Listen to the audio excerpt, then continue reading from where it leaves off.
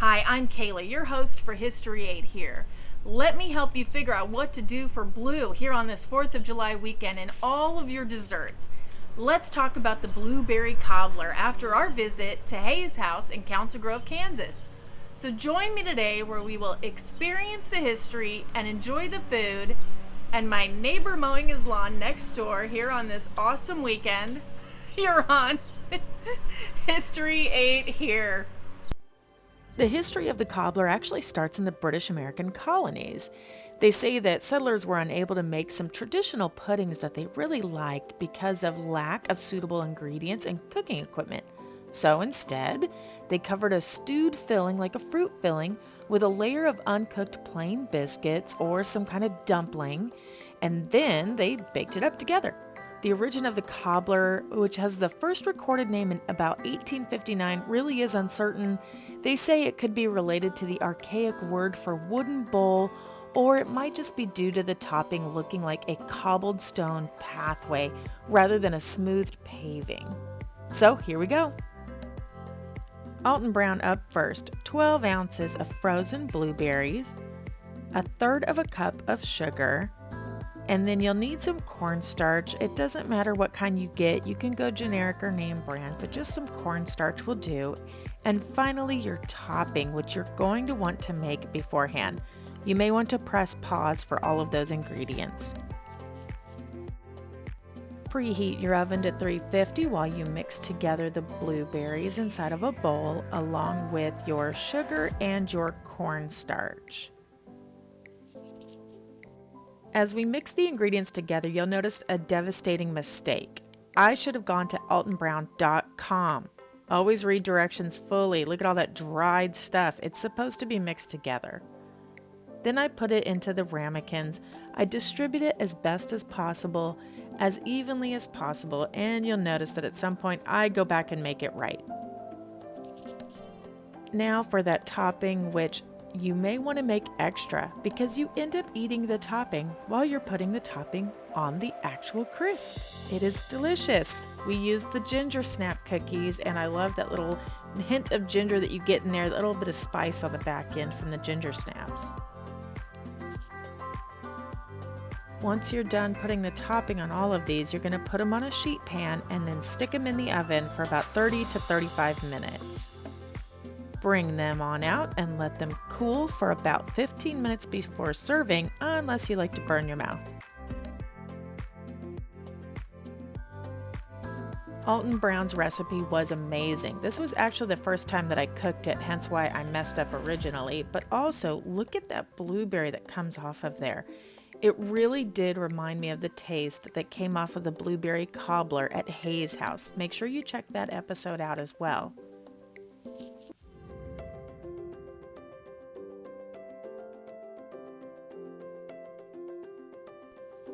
Absolutely delicious. One of the best cobbler recipes that I've had. On to Texas now. Let's tackle the Texas style cobbler. We're going to begin with 3 cups of fresh blueberries, 1.5 cups sugar, 12 tablespoons butter, some lemon zest, flour, and then of course your baking powder and salt, and buttermilk to finish it off. Preheat to 350 or leave it there because you just got done making Alton Brown's cobbler. Place 4 tablespoons of butter in a 9x13 baking dish. Put this in the oven and let the butter melt. Now be careful, don't let the butter burn. Grab a medium-sized bowl, only take 1/4 cup of the sugar and put that over the top of your blueberries. Then add your lemon zest and put it to the side.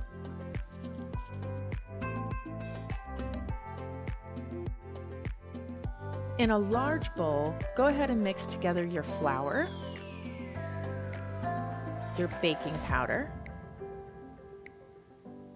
the remaining sugar, and your salt.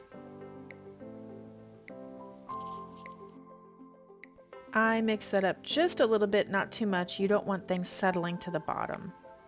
Now, add in your melted butter and whisk until smooth. Once your mixture has cooled, then you can begin to add your buttermilk. I added my buttermilk in portions so that I didn't have a liquidy mess on my hands as I was trying to get all of that together. Pull out your partially melted butter pan and go ahead and start putting down your mixture. I went ahead and tapped around the butter and the mixture just to make sure there was some even distribution.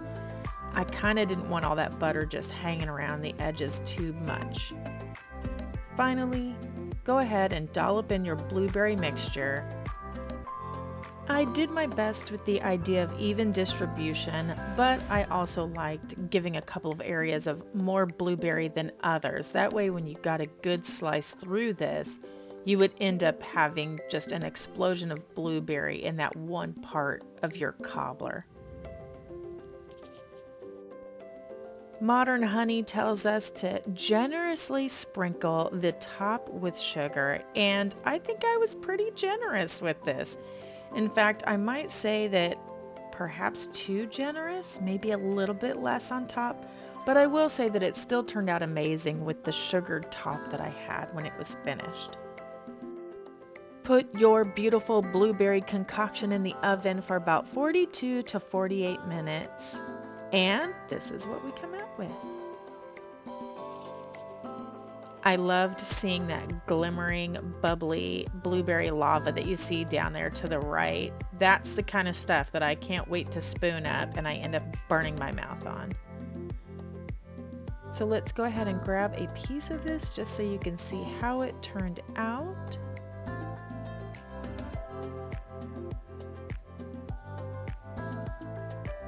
And there you have it. Modern Honey's Texas-style blueberry cobbler.